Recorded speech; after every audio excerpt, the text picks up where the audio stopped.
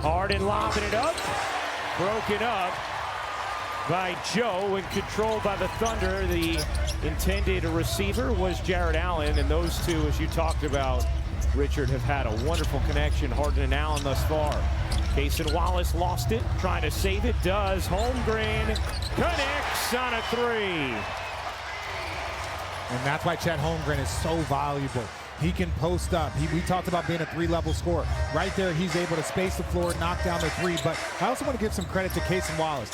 His defense on James Harden made that pass that much tougher. James Harden has made that pass a million times, but if you pressure him, it makes it a little bit more difficult. Here's Mobley, just his second game back from injury. Twisting, taking, left it short. Rebound secured by Hartenstein.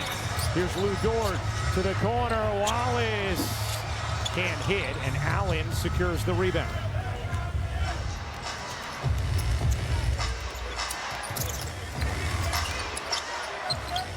Mobley looking to drive it in, lost it, and out of bounds off of Mobley. Pass where I think Jared Allen feels comfortable. Jared Allen's going to eat a lot in these rolls and these drop-off passes from James Harden. Here's Dort giving it up, and Holmgren vacated. Was that pass? He's forced. Here's Wallace into the paint, kicks it out. Holmgren, another three. That one rims off, and Mobley the rebound. Cavs offense has been incredible since the acquisition of Harden, as Wade can't hit.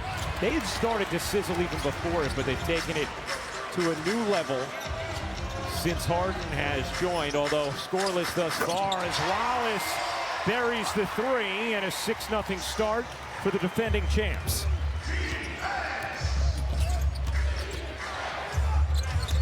Mitchell will pull, can't hit. Holmgren able to get through the poke of Mobley.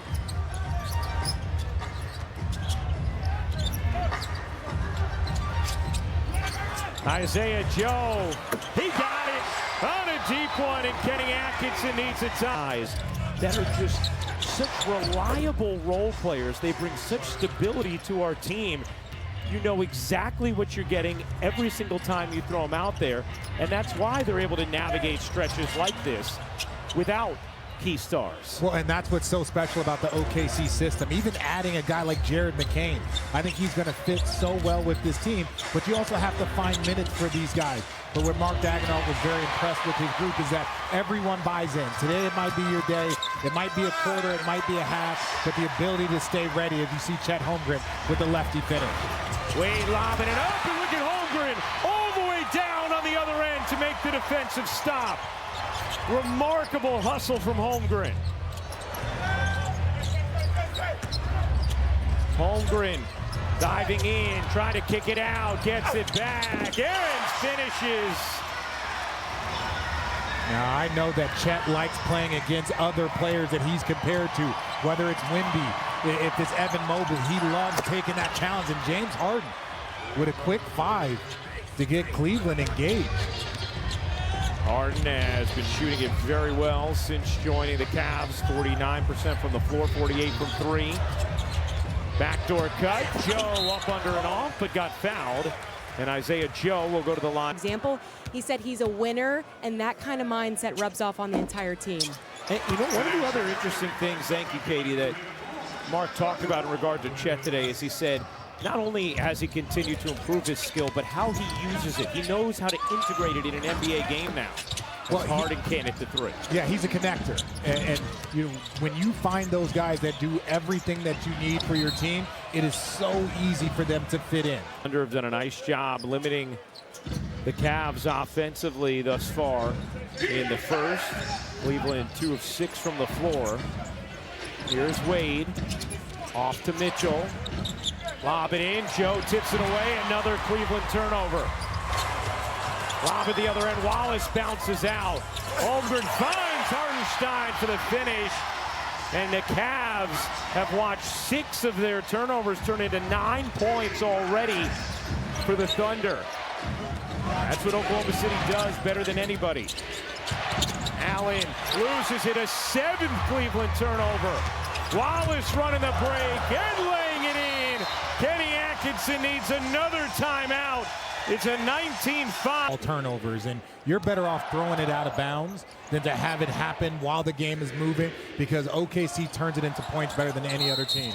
Yes, first in the NBA, 22.5 points. OKC, yes, you're not going against Shea and J-Dub, but you are going against a team that has a principle and another turnover. That is the 8th of the quarter. Wallace can't lay it in, and Joe drops it off the delivery from Hartenstein. But you're right, Richard. You know, the schedule's about to get tough for Cleveland, too. We have a game on ESPN later in the week between the Cavs and the Pistons. They have some big matchups coming up over the next 2 weeks. Schroeder can't hit the three and off the bench. Schroeder and Merrill in. Haynes done a nice job since being acquired at the deadline from Philadelphia. Yeah, and look for Sam Merrill. Last time OKC was in a zone, Sam Merrill's hit 5 threes 10 different times this season. They're going to need his three-point shot if OKC does a ton of zone. That is a 9th Cleveland turnover in the quarter. Not even midway through the first. McCain gets it back. Hartenstein a little tricky. McCain flips it out. 4 to shoot. McCain in the corner. You bet! What a beautiful set run by the Thunder, and McCain all over it.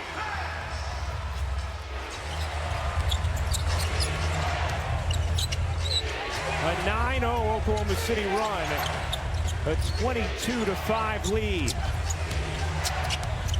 Schroeder lost his footing and the basketball. This is unbelievable, 10 turnovers. Joe in the corner, again.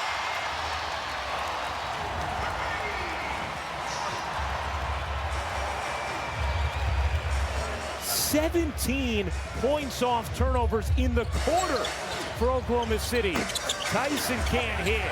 Holmgren the rebound. I want to say Cleveland needs to settle in. I think you can tell by the score. But ultimately, what is OKC doing? They're just playing great defense and moving the ball and shooting the ball well. McCain on the cut. Flings it out. Joe will fire and hit.